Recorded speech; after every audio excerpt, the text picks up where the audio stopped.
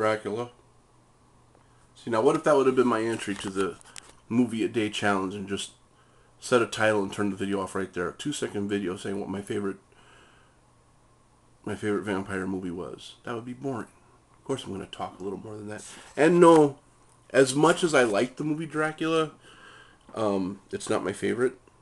You got to give props to it though. It's one of the forerunners. I would say Nosferatu was the original scary vampire movie, whereas Dracula was the original romantic vampire movie. Does that make sense? And then, of course, Hammer came along and just totally flooded the market with a bunch of really cool vampire movies. This challenge is really cool, man, because it's really making me like swim through titles that I hadn't thought about before. I pretty much had it narrowed down to 2, and I'm trying really hard not to name 2 of them. So let me just mention the one that was in the running, and that was Let the Right One In. As unique and as cool and as stark and cold and great as that movie was, it got edged out just a little bit. I think part of it was not so much that this other one was that much better, but that Let the Right One In lost a few points. And it's not the fault of that movie. It really isn't. It's still a great movie. It's still one that I plan on owning. I still want to buy a copy of it. But the fact that an American version was made of it, and it kind of makes me go, kind of takes away the mystique of it all. So that's the only reason this one didn't quite make it. The one that did make it is one that I've seen quite recently. I did a review on it, and it has, I told everyone that it quickly made the list for like my top 10 or top 5 vampire movies of all time. This challenge made me kind of reevaluate what vampire movies I like, how much I like them, why I like them as much as I do, and then after all that was considered, one name came up through the ranks and has become officially my favorite vampire movie. Because I've never seen anything like it before. Maybe you guys have. I have not. I love the story in it. I like the little twist to it. I like the things that they keep as far as the vampire lore and the things they do away with as far as vampire lore. I just found it to be an incredibly cool, fresh, fantastic vampire movie. And anyone who's seen this would be hard-pressed to disagree with me. And that movie is Thirst. A Korean, I believe it's Korean, Korean vampire movie about a priest who undergoes a blood transfusion and winds up with the vampire virus.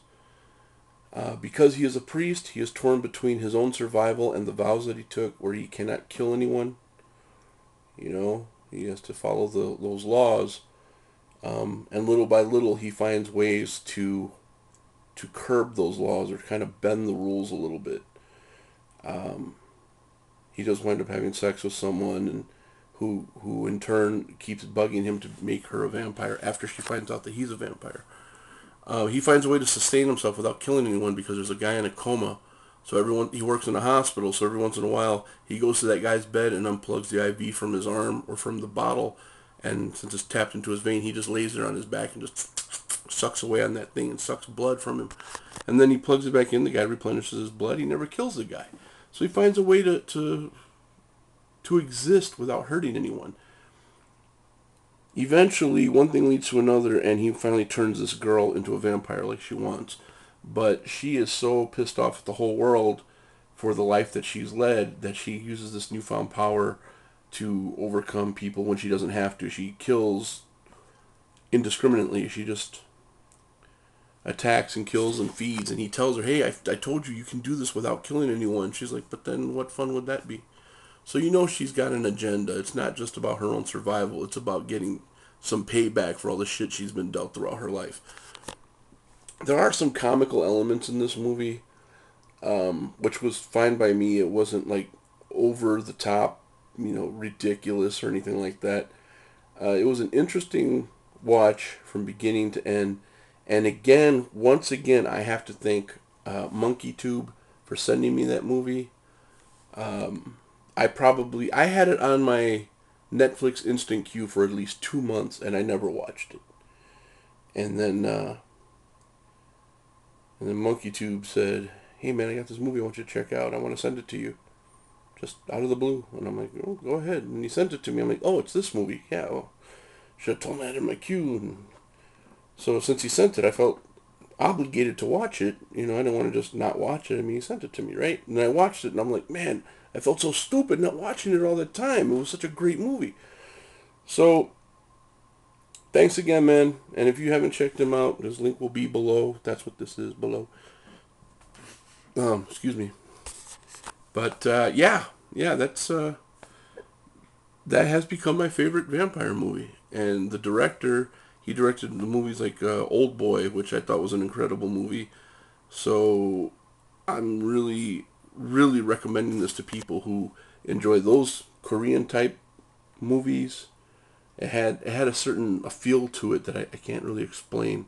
But the guy, like I was told by Pilot Air 88, the guy can't make a bad movie. Every movie he's done has been really cool, and this vampire movie is no exception. Definitely check it out. Thirst. And that is my entry for favorite vampire movie for the Movie a Day Challenge. And I will be back with day 7 sooner than I was with day 6. Sorry about that. So you guys take it easy. This is Mr. Cinema Junkie, and I'll be seeing you guys around later.